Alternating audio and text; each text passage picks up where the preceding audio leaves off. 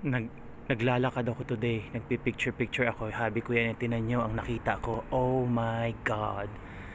What a beautiful, I don't know if that's a church or what, cause I don't know what dialect is that, but the structure, the roof, the color, and the houses. Oh my goodness. Beautiful. Ain't that amazing?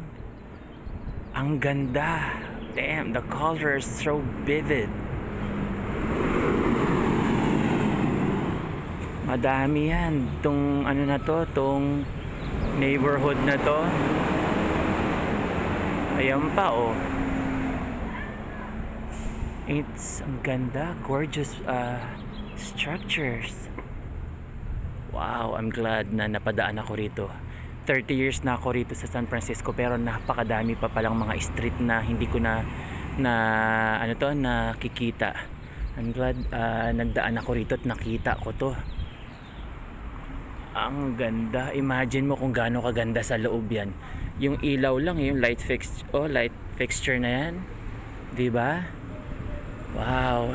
Matagal ko ng pangarap ang tumira sa isa sa na yan, sa mga what you call this, mga Victorian houses.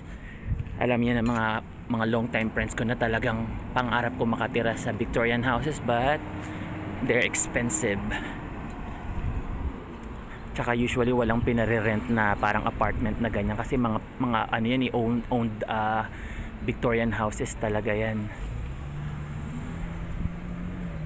And beautiful.